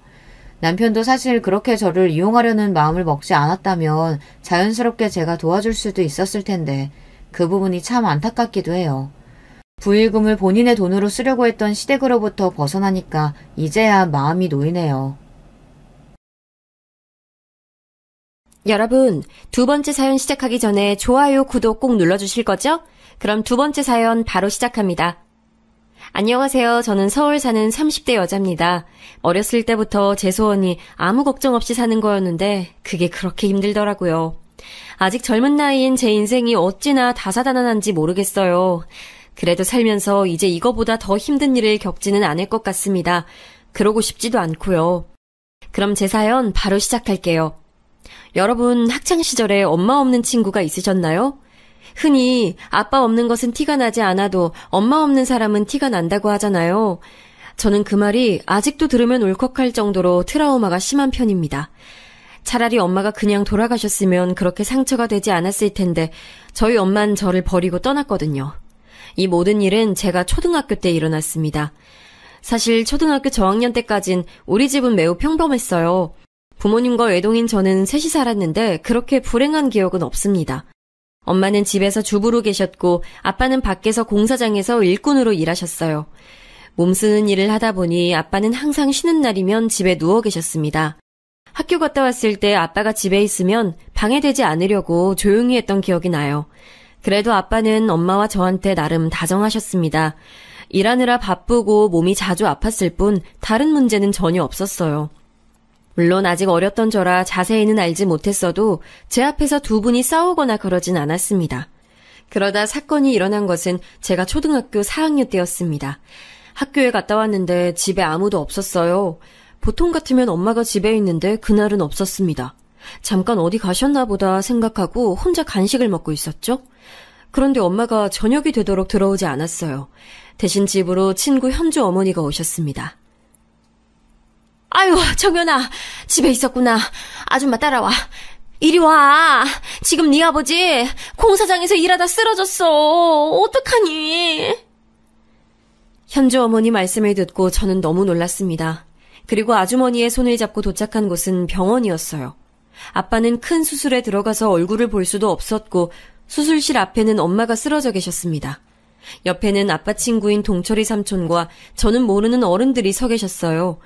그리고 저는 엄마 옆에서 소리 없는 눈물을 흘렸습니다. 현주 어머니의 손을 꼭 잡고 버텼어요. 그렇게 몇 시간이 지나고 엄마가 깨어났습니다. 엄마는 저를 끌어안고 엉엉 우셨어요. 엄마가 무너진 모습을 보고 저도 눈물을 더 흘리기 시작했습니다. 아빠가 저 안에 들어가 있는 것도 믿기지 않았죠. 몇 시간이 지나고 수술실 문이 열렸습니다. 문이 열리고 의사 선생님과 간호사 선생님들이 나오셨어요. 어른들이 우르르 달려가 의사 선생님 앞에 섰습니다. 다행히 환자분 목숨은 살렸어요. 정신력이 강하신 건지 버티셨습니다. 다만 하반신 마비는 막을 수가 없을 것 같습니다. 허리도 평생 쓰실 수 없으세요. 의사 선생님의 말씀을 듣고 엄마는 다시 정신을 잃으셨어요. 아무리 어려도 저 말이 무슨 뜻인지 저도 당연히 알고 있었습니다. 그때는 저도 너무 슬퍼서 현주 어머니만 붙잡고 있었어요. 그 뒤로는 병원에 엄마와 며칠을 같이 아빠 옆에 있었습니다. 아빠는 눈을 뜨고 아무 말도 하지 못하셨어요. 그저 미안하다고 하실 뿐이셨죠. 그리고 그렇게 시간이 흐르고 아빠는 집에 왔습니다. 쉴 때만 누워있던 자리에 아빠는 이제 계속 평생 그러고 있어야 했죠. 그런 우리 가족을 향한 시선과 관심은 부담이었습니다. 학교에 가면 친구들이 매일 물어봤어요. 선생님도 그렇고 어디 갈 때마다 어른들은 저에게 말하셨습니다. 아버진 괜찮아? 아유, 어떡하니. 정연이 너도 참 안타깝다. 이런 악의 없는 질문은 엄마한테도 해당됐어요. 엄마는 나중엔 집 밖을 나가기도 싫어하셨습니다. 시장에 가면 과장이 아니고 모든 어른이 엄마한테 물어보셨거든요. 집 밖에 나가질 않으니 자연스럽게 원래 알고 지내던 아주머니들과 교류도 적어졌습니다. 하지만 이런 것들은 전혀 문제가 되지 않았어요. 진짜 문제는 바로 생활비였죠. 안타깝게도 아빠는 가족이 친할머니 한 명뿐이었는데 친할머니도 연세가 많이 드셔서 거동이 불편하셨습니다. 그러니 도움을 받을 수 없었어요. 혼자 시골에서 겨우 한 몸 유지하시며 사는 분이셨으니까요. 아빠가 벌어온 돈이 이전에도 그렇게 많진 않았으니 저축해놓은 금액은 금방 바닥을 보였습니다. 엄마가 매일 식탁에 앉아 가계부를 보며 한숨을 쉬던 장면이 아직도 기억나요. 예전엔 그래도 아빠가 월급 받으면 고기도 먹고 그랬는데 아빠가 다치고 나서는 우리끼리 외식을 하지도 못했습니다. 현실적으로 아주 어려웠을 때 우리를 유일하게 도와주신 분이 계세요. 바로 아빠 친구 동철이 삼촌입니다. 삼촌은 우리 아빠와 어릴 때부터 친한 친구였어요. 아빠가 수술할 때 계속 수술실 앞을 지켜주기도 하셨죠. 아빠가 다치기 전에도 집에 자주 놀러왔던 동철 삼촌은 올 때마다 제 과자를 한가득 사서 오셨습니다. 그래서 저도 동철이 삼촌을 매우 좋아했어요. 삼촌은 아주 감사하게도 아빠가 다치고도 우리 가족을 외면하지 않았습니다. 경제적으로 힘든 걸 아는지 집에 올 때 항상 괄비와 과일을 사오셨죠. 엄마는 그래서 동철이 삼촌이 오면 표정이 한층 밝아지곤 하셨습니다. 그런데 어느 날이었어요. 평소처럼 학교에 갔다 왔더니 엄마가 없었습니다. 저는 잠깐 나간 줄 알았는데 분명히 아침에 저를 평소처럼 배웅해줬던 엄마는 그렇게 영영 집에 들어오지 않았습니다. 드라마나 영화를 보면 이렇게 엄마들이 집을 나가면 맛있는 음식을 해놓는다던가 편지를 써놓지 않나요? 우리 엄만 그런 것도 없었어요. 마치 자기의 흔적을 하나도 남기지 않겠다는 의지만 보였습니다. 옷부터 화장품까지 엄마를 기억할 수 있는 모든 것이 사라졌거든요. 엄마가 들어오지 않던 첫날 밤이 아직도 기억나는데 너무 무서웠어요. 결국 밤이 되어 울면서 밖에 나가 엄마를 찾는데 어른들이 그런 저를 보고 무슨 일이 있냐고 물으셨죠. 엄마를 찾아달라 하고 제가 믿을 수 있던 어른인 현주 어머니를 찾아가 엉엉 울었습니다. 아주머니와 현주는 저와 같이 동네를 뒤지며 엄마를 찾았는데 전혀 찾을 수 없었어요. 처음에는 엄마한테 무슨 일이 생긴 줄 알고 목 놓아 엄마를 기다렸습니다. 그런데 그런 것도 얼마 가지 않았어요. 며칠 뒤 제가 밖에 나가면 어른들은 대놓고 저를 앞에 두고 말했습니다. 아유, 너희 엄마 그 아빠 친구랑 바람났다며. 아유, 어쩐지 다친 친구 집에 하도 자주 가더라. 그럴 줄 알았지. 애 아빠랑 애만 불쌍해. 그러니까 말이야. 아무리 그래도 애는 데리고 가야지. 누워만 있는 애비를 두고 나가면 애는 어째. 아유, 불쌍해서. 심장이 쿵쾅거리고 호흡이 거칠어졌어요. 현주는 그런 저를 데리고 자기 집으로 갔습니다. 아직도 현주와 현주 어머니에게 제가 잘하는 이유가 바로 이때 겪었던 일들 때문입니다. 현주 어머니는 제가 울자 저를 꼭 안아주셨어요. 저는 저런 소문을 믿고 싶지 않았습니다. 그저 소문이라고 생각하고 싶었어요. 그런데 동철이 삼촌은 엄마가 사라진 뒤 우리 집에 방문하지 않았습니다. 또 둘을 봤다는 사람이 한둘이 아니었어요. 그러다 보니 그 소문은 사실이라는 것을 알게 됐습니다. 그 뒤로는 너무 힘든 나날이 지속됐어요. 엄마는 결국 동철이 삼촌과 바람이 나서 도망갔다는 게 사실이었죠. 야, 너희 엄마 도망갔다며? 그럼 너랑 아빠는 어떡해? 너네 아빠 다쳐서 일도 못하잖아. 근데 진짜로 도망간 거야?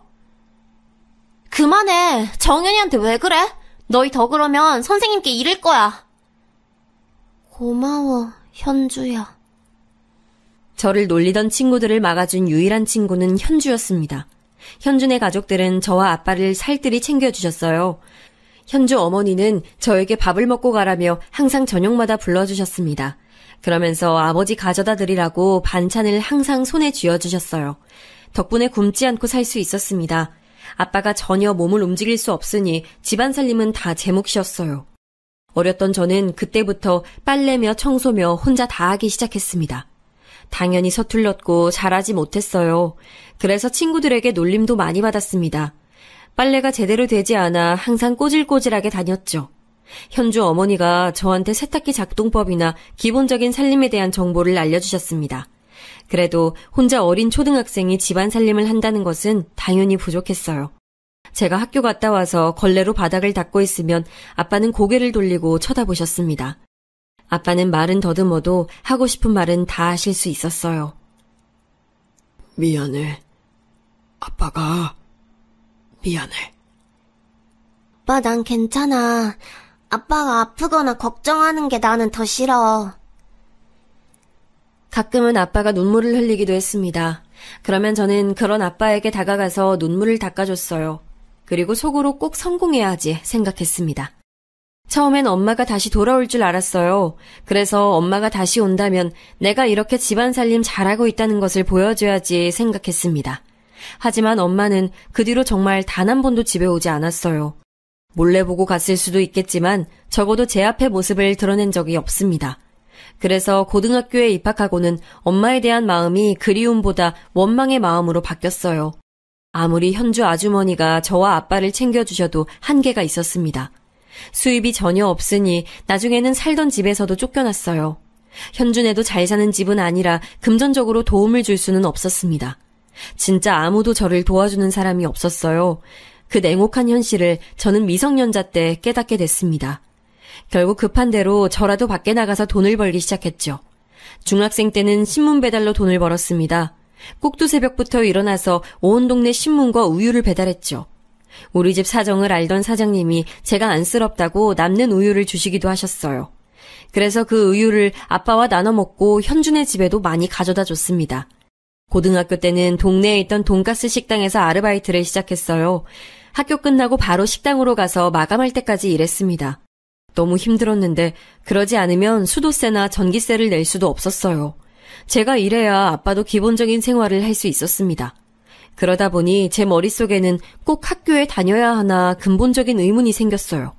학교에 가지 않으면 그 시간 동안 일할 수 있으니까요. 당장 생계가 힘들고 돈이 없으니 학교에 다니지 않는 것이 낫다는 판단이 들었습니다. 그래서 담임 선생님을 찾아가서 말했어요. 선생님, 저 자퇴할게요. 아버지가 아프셔서 움직이질 못하세요. 제가 돈을 벌어야 살 수 있어요. 정연아, 선생님이 이번 학비는 내줄게. 그래도 학교는 다니자. 선생님은 정말 감사하게도 당신께서 제 학비를 내주신다고 하셨어요. 하지만 저는 이미 마음이 확고했기 때문에 선생님의 감사한 제안을 거절했습니다. 너무 감사했고 죄송했지만 저는 살아야 했으니까요. 그렇게 자퇴하고 저는 오전에는 동네 빵집에 가서 일하기 시작했습니다. 다행히 우리 집은 사연이 이미 동네에 다 퍼져 있는 상태였어요. 그래서 제가 자퇴까지 했다고 하니까 사장님은 흔쾌히 저를 직원으로 고용하셨습니다. 사실 일하면서 서러웠던 점도 참 많았어요. 손님들도 동네 주민들이 대부분이니 저를 당연히 알아보셨습니다. 차라리 어른들은 괜찮았어요. 저를 동정어린 시선으로 바라보니 안쓰럽다고 하는 분들도 계셨습니다. 물론 달가운 시선은 아니었지만 그래도 제가 힘들었던 것은 어른들이 아니고 또래였어요. 헐, 정연아, 너 학교 안 가고 이제 여기서 일해? 어쩐지 학교에서 안 보이더라. 나 이제 학교 안 다녀. 그렇게 됐어. 이거 다 합쳐서 5,000원이야. 학교 가기 전에 빵집에 들러 빵을 사는 친구들을 보며 가슴이 아팠죠. 만약 엄마가 저를 버리고 가지 않았다면 저도 저렇게 교복을 입고 친구들과 학교에 다닐 수 있었겠죠. 하지만 현실은 차가웠고 저는 돈을 벌어야 했습니다. 실제로 제가 학교를 그만두고 빵집에서 일하며 예전처럼 고지서가 쌓이거나 전기가 끊기는 일은 발생하지 않았어요. 옷이 없어서 한두 벌을 번갈아 입었는데 이제 그러지 않아도 됐죠. 그동안 몇 년을 저와 아빠의 밥을 책임지신 현주 어머니께도 조금이지만 보답할 수 있었습니다. 물론 현주 어머니는 끝까지 거절하셨어요. 현주는 학교가 끝나면 일부러 저를 보러 돈가스 가게에 오기도 했습니다. 그런 현주가 얼마나 고마웠는지 몰라요. 그렇게 저는 성인이 됐고 대학은 당연히 가지 않았습니다. 고등학교를 자퇴하고 검정고시는 봐서 졸업장은 가질 수 있었어요. 대학에 다닐 바엔 그냥 동네에서 평생 일하며 아빠를 먹여 살려야 한다고 생각했습니다. 그런데 현주가 제게 진지하게 말했어요. 대학을 졸업하고 직업을 가지면 네가 더 좋은 환경에서 더 높은 월급 받을 수 있지 않을까? 난 그렇게 생각해. 정연아, 공부해서 대학을 가자. 학비를 낼 돈이 없는데 어떡해? 나는 진짜 공부하는 시간도 사치라고 생각해. 장학금 제도가 있잖아. 좋은 대학에 가서 인문학을 공부하라는 게 아니야. 취업에 도움되는 전공들이 분명히 있잖아. 그걸 차근차근 알아보자. 고마운 현주의 말을 듣고 저는 일하던 가게의 사장님들에게 얘기를 꺼냈어요. 그리고 아빠하고도 많은 얘기를 나눴습니다. 그러다 문득 머릿속으로 생각이 들었어요. 제가 만약 간호사가 된다면 아빠를 더 잘 돌볼 수 있을 거란 생각이요. 왜 그동안 그 생각을 하지 못했지 하며 저는 바로 공부를 시작했습니다.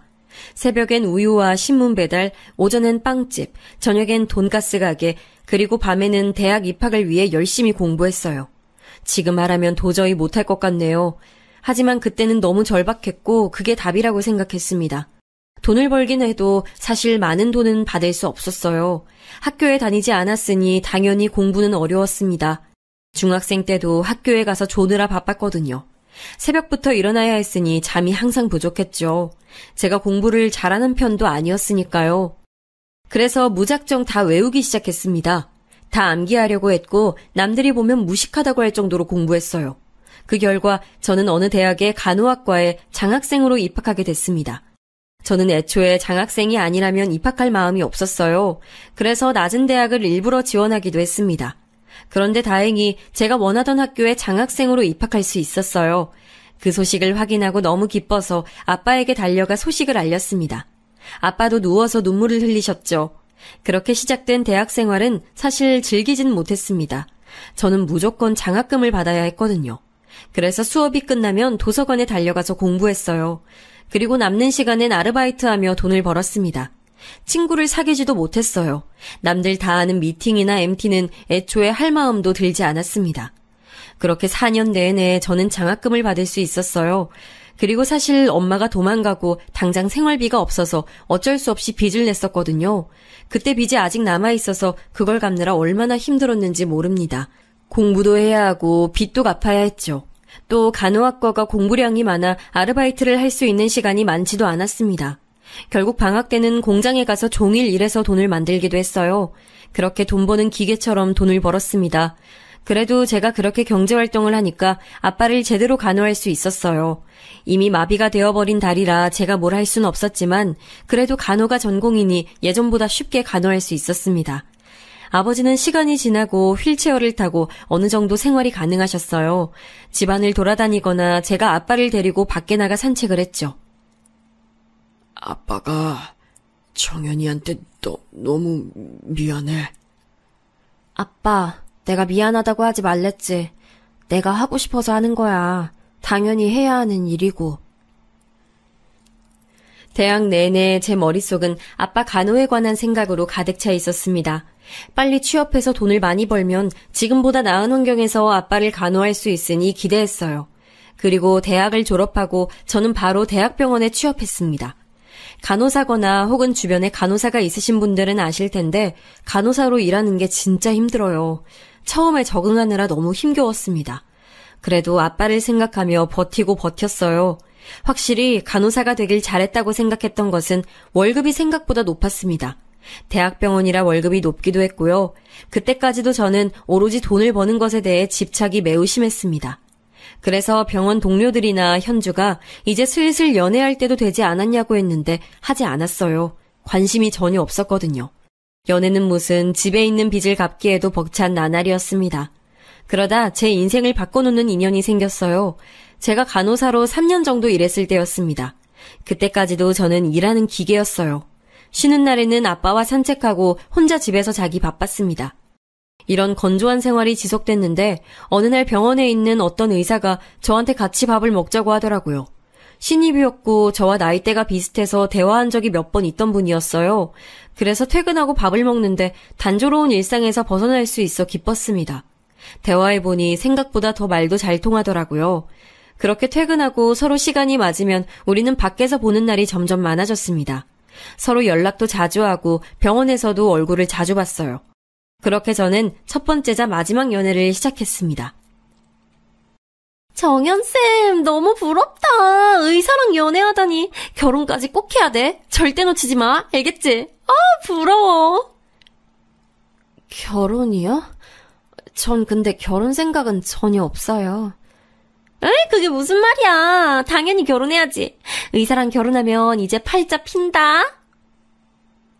진짜로 저는 결혼이란 건 제 인생에 없는 일이라고 생각했어요.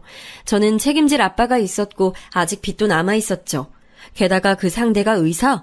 그러면 당연히 저를 반대하겠지 생각했습니다. 배울 만큼 배웠고 집안도 상당히 여유로워 보였거든요. 남자친구는 제가 가지지 못한 모든 것을 가지고 있었어요. 덕분에 처음으로 바다를 볼 수 있기도 했고 세상에 이렇게 맛있는 음식이 있다는 것도 알게 됐거든요. 많은 경험을 하게 해줘서 고마운 사람이었습니다. 하지만 거기서 끝낼 생각이었어요. 그래서 저는 남자친구가 실제로 결혼 얘기를 꺼내며 프로포즈했을 때 너무 당황해서 거절했습니다. 결혼은 현실이라던데 부모님과 얘기해봤어? 난 오빠랑 결혼을 밀고 나갈 자신 없어. 그냥 우리 여기서 그만하자. 미안해. 이렇게 준비 많이 했는데. 정연아, 이미 다 얘기했어. 부모님은 사람 됨됨이가 중요하다고 꼭 한번 데리고 오라셔. 일단 부딪혀보자. 아버지 아프신 건 알고 계셔. 현주에게도 상담하고 엄마 같은 현주 어머님과도 많이 얘기했어요. 두 명은 그래도 일단 가보자 하길래 용기 내어 남자친구네 집에 방문했습니다. 얼마나 떨렸는지 아마 그날이 제가 태어나서 가장 떨렸던 날이에요. 너무 심장이 빠르게 뛰어 청심환까지 먹고 들어가게 됐습니다. 남자친구는 너무 걱정하지 말라고 제 손을 꼭 잡아줬어요. 사실 남자친구의 아파트에 들어가자마자 아직 집에 들어가지도 않았는데 저는 기가 눌렸습니다. 저는 꿈도 꿀 수 없는 수준의 아파트였어요. 아빠와 저는 그때까지도 단칸방에서 겨우 살고 있었는데 이런 호화로운 아파트에 사는 사람들이 과연 결혼에 찬성할까 싶었죠. 그런데 시부모님의 반응은 정말 예상 밖이었습니다. 너무 반갑게 맞아주셨고 제가 부담되는 게 느껴지셨는지 말도 계속 걸어주셨어요. 음식도 얼마나 진수성찬인지 처음 먹어보는 음식도 있었습니다. 맨날 대충 끼니를 해결하기 바빴는데 제대로 된 음식을 먹으니 제가 먹는 양에 배로 먹게 됐어요. 잘 먹는 제가 보기 좋다며 시어머니는 인자하게 웃으셨습니다. 밥을 다 먹고 차를 마시며 서로 얘기를 나눴어요. 조심스럽게 제 가정 환경을 물으시길래 담담하게 제가 살아온 환경을 얘기했죠. 여기서 저는 일부러 꾸밈 없이 다 있는 그대로를 얘기했습니다. 자랑은 아니지만 제가 그렇게 여유롭게 살진 못했습니다. 너무 가난해서 수도가 끊겨 집에 물이 나오지 않았을 때도 있어요. 그래서 중학생 때는 우유 배달도 했고 남들 다 가는 수학여행도 돈 때문에 못 갔어요. 결국 고등학교는 자퇴까지 했어요. 그리고 엄마는 그런 우릴 버리고 아빠 친구와 바람이 나서 도망갔어요. 사실 그때 제 마음은 이래도 나를 며느리로 받으실 건가요? 하는 마음이었어요. 하도 잘하면서 손가락질도 많이 받고 현주를 제외한 친구들의 배신도 많이 당해서 사람에 대한 의심이 많았거든요. 특히 어른들에 대한 불신이 가득했습니다. 제 앞에서 너희 엄마 도망갔다고 하던 분들과 티가 나게 자기 자식들과 제가 붙어있으면 싫어하던 분들까지 봤으니까요. 그런데 제 얘기가 끝나자 시부모님의 반응은 제 예상과는 전혀 달랐습니다. 일단 시어머니는 눈물을 훔치셨어요. 아휴, 그런 환경에서 이렇게 잘 자라주다니 내가 다 고맙네. 너무 수고 많았어요. 이제 결혼하면 행복한 일만 있을 테니 걱정하지 말아요. 맞아요. 우리 아들이 여자 하나는 진짜 잘 골랐네. 어쩐지 눈빛만 봐도 사람이 강단 있어 보였잖아. 감사합니다. 어머, 우는 거예요? 아유, 우리가 너무 부담을 줬나 보다. 미안해요. 울리려고 한 건 아니에요. 시부모님의 반응에 저는 그동안 눌러왔던 서러움이 폭발했습니다. 그래서 성인이 되어 처음으로 남들 앞에서 오열하게 됐어요. 어릴 때 너무 울어 눈물이 없어진 줄 알았는데 저도 그렇게 눈물이 많은지 몰랐습니다. 제가 엉엉 울자 시어머니는 되려 더 우셨어요. 이렇게 첫 인사는 순조롭게 마칠 수 있었습니다. 남자친구에게 특히 감동했던 것은 그 뒤였어요.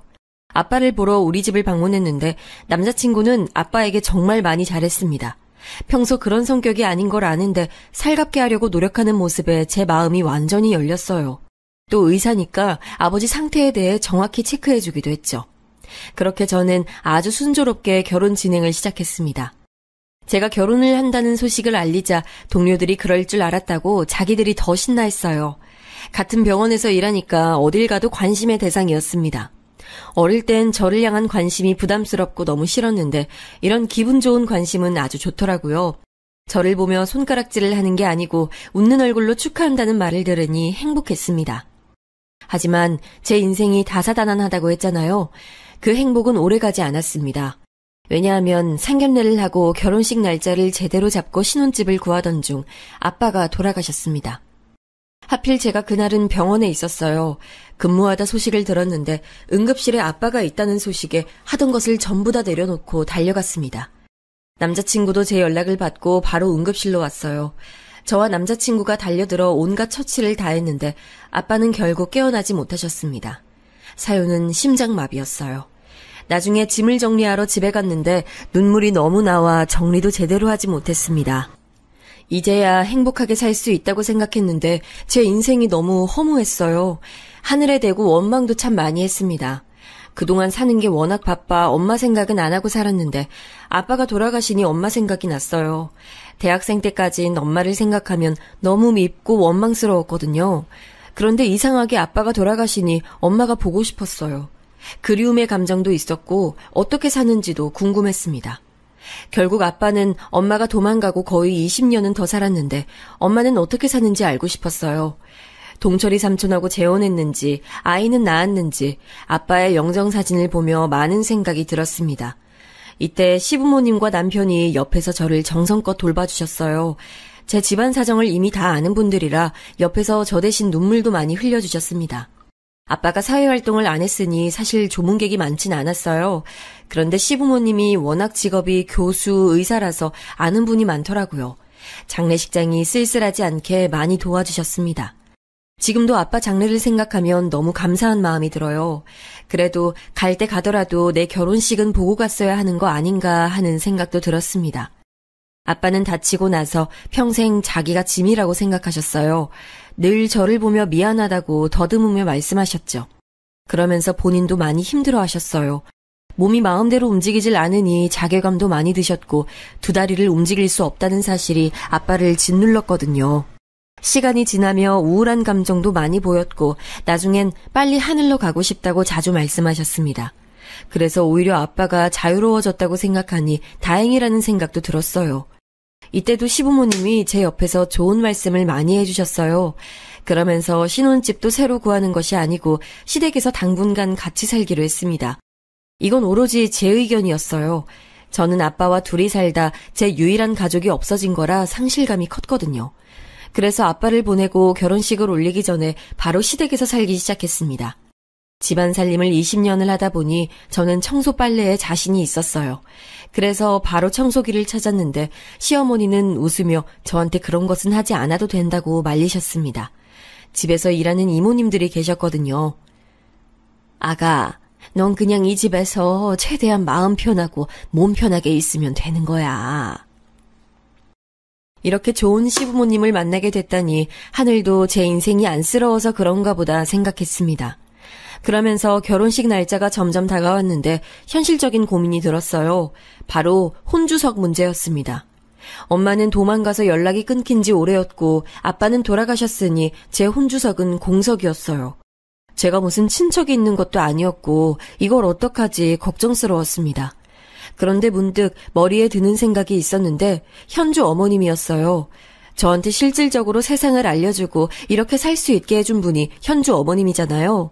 현주 아버지도 저를 보면 항상 입가에 미소를 지으시며 따뜻하게 맞아주셨습니다. 그래서 현주에게 얘기를 꺼냈더니 본인이 더 좋아하더라고요. 그러면서 이미 자기는 결혼했으니 상관없다고 자기 부모님을 혼주석에 앉히라고 말했습니다. 그래서 쉬는 날에 현주 집을 방문해서 진지하게 얘기했어요. 그래서 아주머니랑 아저씨가 제 혼주석에 앉아주셨으면 해요. 이런 부탁 드려서 죄송해요. 어머, 정연아, 죄송하긴. 우린 영광이지. 어렸던 우리 정연이가 언제 이렇게 커서 결혼까지 하니? 아줌마 너무 감동이야. 그래, 우리 현주도 현주지만 정연이가 결혼한다니 아저씨 감회가 새롭다. 그것도 의사랑? 아유, 우리 정연이 그동안 고생한 거 다 돌려받네. 너무나도 따뜻하게 제 제안을 받아주신 현주 부모님 반응에 저는 또 눈물이 났습니다. 결혼 준비를 하며 참 많이 울게 되더라고요. 시부모님도 제 얘기를 듣더니 너무 좋아하셨어요. 그렇게 순조롭게 결혼 준비가 드디어 되나 싶었습니다. 하지만 제 인생이 그렇듯 결혼식 올리기 정말 딱 3주 전에 사건이 발생했어요. 혼주석 문제로 현주 어머니와 저는 연락을 더 하고 있었습니다. 평소에도 워낙 자주 하긴 했는데 결혼식 전에는 확실히 어른과 할 말이 많더라고요. 그런데 현주 어머니가 갑자기 저에게 할 말이 있다며 병원까지 오셨습니다. 갑자기 이렇게 찾아오실 분이 전혀 아닌데 생각하며 내려갔더니 저는 믿을 수 없는 말을 듣게 됐습니다. 정연아, 아줌마 말 침착하게 잘 들어. 너희 엄마가 나를 찾아왔어. 20년 만에 본 거라 아줌마도 너무 놀랐어. 일단 아무한테도 얘기 안 했고 너만 알고 있어. 엄마가 너를 보고 싶어 해. 네? 그게 무슨... 아줌마도 너무 놀랐어. 이게 무슨 일이니? 일단 얘기를 들어봐. 너무 놀라서 저는 커피잔을 든 채로 굳었습니다. 엄마가? 나를? 믿을 수가 없었어요. 그것도 지금. 도대체 그동안 뭐를 하고 살다가 지금 와서 나를 찾지 하는 생각이 들더라고요. 반가움과 괘씸함, 그리고 그리움과 설레는 마음 등 아주 복합적인 감정이 들었습니다. 마냥 기쁘거나 싫지 않았어요. 그때 제 감정을 설명하기엔 너무 많은 감정이 함축돼 있었습니다. 제가 아무 말도 하지 못하고 그냥 가만히 있으니까 현주 아줌마는 저에게 조용히 말씀하셨죠. 사실 나도 당황했는데 그래도 친엄마니까 아줌마가 생각했을 때 친엄마를 두고 혼주석에 앉을 수는 없을 것 같아. 서운하게 생각지 말고, 응? 아줌마는 정연이 너 마음이 편하길 바래. 지금 아버지도 안 계시니까 일단 한번 둘이 만나보는 거 어때? 네, 일단 저도 엄마 한번 만나보고 결정할게요. 혹시 연락처 받으신 거 있으세요? 그렇게 저는 엄마의 번호가 담긴 쪽지를 받았습니다. 그리고 바로 연락하진 못했어요. 20년의 세월이 지났으니 사실 엄마 얼굴과 목소리도 제대로 기억나지 않았거든요. 아버지 돌아가시고 확실히 엄마를 보고 싶은 마음이 들긴 했으니 용기 내어 연락했습니다. 엄마는 뛸 듯이 기뻐하며 전화기 너머로 오열하기 시작했어요. 엄마가 너무 미안해. 우리 애기 그동안 고생 많았어. 엄마 잘못이야. 엄마 미워해. 너무 미안해. 엄마, 내가 널 두고 가서 얼마나 후회했나 몰라. 후회하고 또 후회했어. 미안해. 미안해. 하지만 저는 엄마의 우는 소리를 듣고도 슬픈 감정이 들진 않았습니다. 일단 얼굴을 보고 얘기하고 싶었어요. 그래서 날짜를 잡고 병원 앞 카페로 엄마를 불러냈습니다. 너무 오랜만에 보는 거라 과연 제가 엄마 얼굴을 기억할지 걱정됐어요. 하지만 그런 걱정은 할 필요가 없었습니다. 엄마가 카페 문을 열고 들어오자마자 저는 엄마인 걸 한눈에 알았거든요. 엄마 역시 저를 알아봤는지 오열하며 달려왔습니다. 제 앞에서 엉엉 울며 미안하다고 하는데 주위 사람들이 다 쳐다봐도 아랑곳하지 않았어요. 그리고 저도 통화랑은 달리 실제로 엄마를 보니 눈물이 멈추질 않았습니다. 그리움의 감정도 있었고 원망의 감정도 당연히 남아있었어요. 주마등처럼 엄마가 도망간 날부터 그 뒤로 힘들게 살았던 모든 날이 기억나기 시작했습니다. 그동안 제 앞에 나타나질 않았으니 원망조차 할 수 없었는데 이제 그 대상이 나타났으니 서러움의 감정이 더 북받쳐 오르기 시작했죠. 그래서 그렇게 동철 씨랑 도망가고 부산에 정착했어. 그런데 몰랐는데 동철 씨가 진짜 사람이 별로더라고. 그래도 꾹 참고 버텼지. 남편하고 애까지 버려두고 나왔으니 버텨야지. 근데 도저히 안 되겠더라. 그래서 결국 또 도망쳤어. 그러다 지금 남편 만났어. 엄마가 그렇게 나 버리고 가고 내가 어떻게 살았는지 알아? 나 진짜 힘들었어. 죽을 만큼 힘들었어. 지금 남편하고는 아이가 있어? 또 눈물이 나오려고 하네. 지금 그 애가 좀 아파. 그래서 병원 다니고 있어. 내가 널 버린 죄로 이렇게 벌을 받나 봐. 미안해, 정연아. 그러니까 버리고 갔으면 잘 살기라도 했어야지. 아픈 아빠를 어린 내가 혼자 감당하게 해? 엄마가 그러고도 사람이야? 그래서 미안하다고 하잖아. 엄마도 그땐 힘들었어. 아니다. 너한테 이렇게 화내려고 만나자고 한 게 아닌데. 나는 엄마를 원망해도 돼. 나는 그래도 돼. 버려진 사람은 할 말이 많다고. 미안하다. 미안해. 미안하단 말밖엔 할 말이 없어. 엄마는 동철이 삼촌하고 도망갔으면서 지금은 다른 남편이 있다고 했습니다. 그러면서 딸이 한 명 있는데 그 딸이 건강이 좋지 않다고 하더라고요. 마침 다니던 병원이 제가 일하던 대학병원이었고 거기서 저를 스쳐 지나가다 발견했대요. 아니겠지 생각했는데 다시 보니 제가 맞았다고 합니다. 다시 찾아갔을 땐 제가 없었고 결국 예전에 살던 동네에 찾아갔대요. 거기서 이사가지 않고 그 자리에 계속 살던 현주 아줌마를 찾아냈고 여기까지 오게 됐다고 엄마가 말했습니다. 저는 엄마에게 말할 생각이 없었는데 어쩌다 보니 구구절절 그동안 있었던 일을 말하게 됐어요. 엄마는 제가 그 얘기를 할 때 손수건에 얼굴을 묻고 엉엉 울더라고요. 그러면서 미안하단 말을 되풀이했습니다. 아직 원망의 감정도 당연히 컸지만 엄마도 엄마 인생을 살려고 하다 여기까지 온 거잖아요. 잘 살아보려고 노력했을 텐데 씁쓸했어요.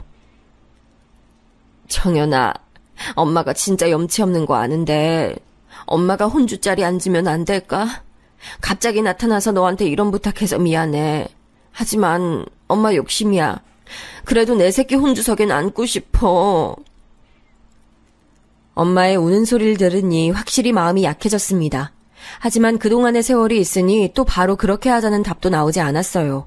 이 결정을 앞두고 저는 남편과 시부모님과 정말 많은 대화를 나눴습니다. 결론은 제 의견에 따르겠다는 말이었어요.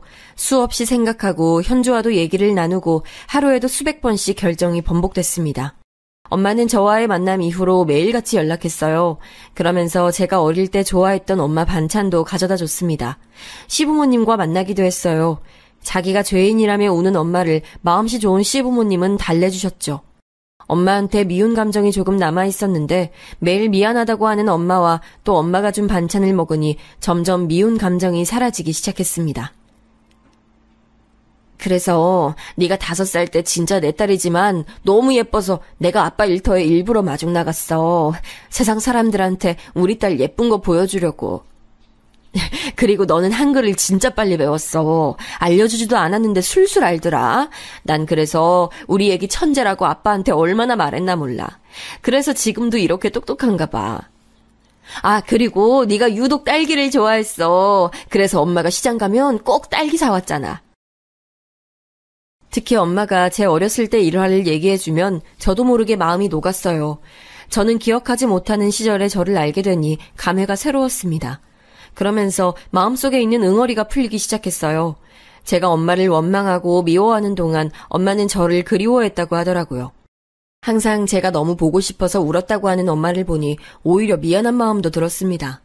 너무 미안한 마음이 커서 차마 찾아올 수도 없었다는 엄마를 보고 저는 결국 결혼식 전날에 엄마가 혼주석에 앉는 것으로 결정했어요. 엄마에게 전화해서 상황을 알렸더니 뛸 듯이 기뻐했습니다. 그러면서 저한테 고마운 마음과 미안한 마음에 자기가 할 수 있는 것은 다 해주겠다고 했어요.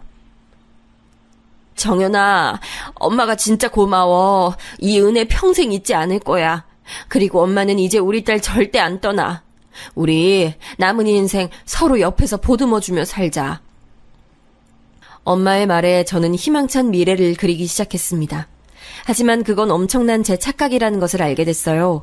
지금부터가 제 사연의 절정입니다. 결혼식이 다가오며 저는 아주 바빠지기 시작했어요. 청첩장을 돌리기도 하고 결혼식 때 준비할 게 많아 머리가 아팠습니다. 그래서 정신이 하나도 없었어요. 그래도 엄마가 살뜰히 옆에서 챙겨줘 고맙더라고요. 그날은 엄마와 저녁을 같이 먹기로 약속했던 날이었습니다. 결혼식이 이틀 남은 날이었어요. 둘이 맛있는 한정식을 먹기로 해서 제가 일부러 예약까지 해서 엄마를 데려갔죠. 맛있게 먹고 있는데 갑자기 시어머니에게 전화가 왔습니다. 그래서 엄마에게 양해를 구하고 잠시 나가 전화를 받았어요.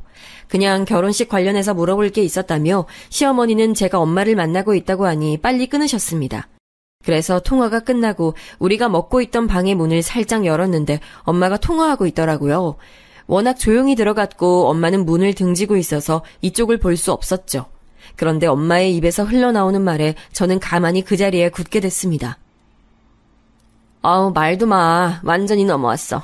내가 연기하느라 너무 힘들어, 여보. 내가 옆에서 축의금 가방 훔칠 때 망 제대로 봐야 돼, 알지? 그리고 바로 해외로 가는 거야. 우리 계획대로 되고 있어. 꿈에도 모르더라. 내가 진짜 자기한테 미안하고 그리워했다고 생각하던데. 그리고 당신이 동철이 삼촌인 거 당연히 모르지. 아유, 알겠어. 이따 보자. 그래, 그때 보상금 나왔던 거 우리가 들고 튀었던 것도 전혀 몰라. 사람이 너무 충격을 받으면 아무것도 할 수가 없더라고요. 도저히 믿을 수가 없었고 귀에서 이명까지 들렸습니다. 호흡이 가빠지며 얼굴이 새빨개지는 것이 느껴졌어요. 저는 일단 밖으로 나왔습니다. 눈물은 나오지 않았어요. 너무 충격이 커서 혼자 생각할 시간이 필요했죠. 엄마가 그동안 저를 다 속였다는 걸 깨닫자 도저히 엄마를 볼 자신이 없었습니다. 그래서 일단 밖으로 나왔고 엄마에게 문자를 보냈어요. 급한 일이 생겨 먼저 가보겠다고 하니 엄마는 너무나도 좋은 엄마처럼 말했습니다. 그래, 우리 딸 결혼 앞두고 고생 많아. 엄마는 네 결혼식 혼주석에 앉을 생각하니까 너무 행복하다. 우리 딸 이제 엄마랑 행복하게 살자. 사랑해. 엄마의 문자를 보고 저는 피가 식는 기분이 들었어요. 바로 남편을 불러 얘기하는데 그제야 눈물이 나기 시작했습니다. 제가 울며 엄마의 통화를 엿들었다고 얘기하니 남편은 저를 달래줬어요. 시댁에서 같이 살고 있었으니 시댁에 가서 또 되풀이했죠. 시부모님도 화를 많이 내셨어요. 시어머니는 이런 사기꾼이 어디 있냐고 진심으로 분노하셨습니다. 저는 엄마를 혼주석에 앉혀야 하는지 머리가 너무 아팠어요. 그런데 시아버지가 말씀하셨습니다. 아가, 일단 그대로 진행하자. 그리고 가방을 바꾸는 거야. 괘씸해서 안 되겠어. 그리고 경찰에 고소하는 걸로 변호사 상담을 받자. 그래 여보, 나도 그렇게 생각해. 일단 이대로 진행하고 인생의 쓴맛을 보게 해주자고. 그래서 결혼식은 예정대로 진행했어요. 엄마는 사람 좋은 척 연기하더라고요. 기가 차서 말도 나오지 않았죠. 그리고 일부러 축의금 가방을 잘 보이는 곳에 뒀습니다. 당연히 내용물은 이미 바꾼 지 오래였죠. 장난감 지폐를 넣어놓고 그걸 가져가는 것을 사람을 시켜 다 촬영했습니다. 나중에 보니 동철이 삼촌이더라고요.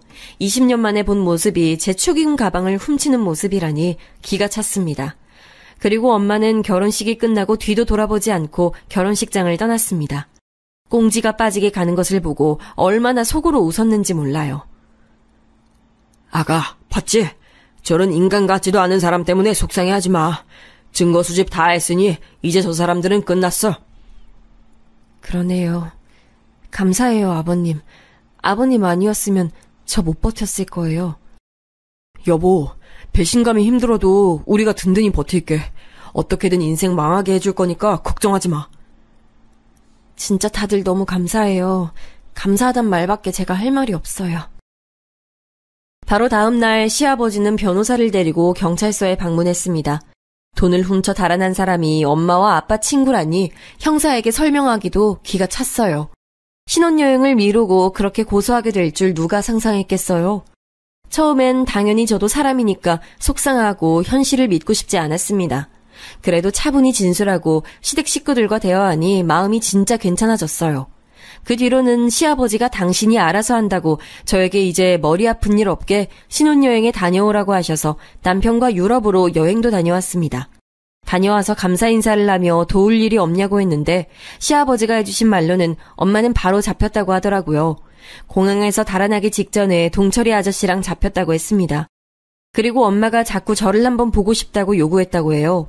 지금은 증오와 원망만 남았어도 마음이 약해질까봐 저는 이 사건에서 손을 떼자고 결정했습니다. 시아버지가 책임지고 인생 망하게 할 거라고 큰 소리를 치셨으니 믿어보려고요.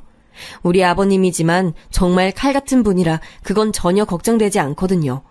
그리고 무엇보다 저는 허니문 베이비로 임신하게 됐습니다. 그래서 지금은 태교에 전념하고 있어요. 시부모님과 남편의 정성 덕분에 아주 행복한 나날을 보내고 있습니다. 살면서 지금이 제일 걱정 없고 행복해요. 여기까지가 제 사연입니다. 엄마와 동철 아저씨는 결국 감옥에 가게 될 것 같아요. 저는 이제 새로운 가족들과 남은 인생 살아보려고 합니다. 시어머니가 말씀하신 것처럼 새로운 시작이라고 생각하려고요. 다사다난한 제 인생에 걸친 사연을 들어주셔서 감사합니다. 다들 행복하세요.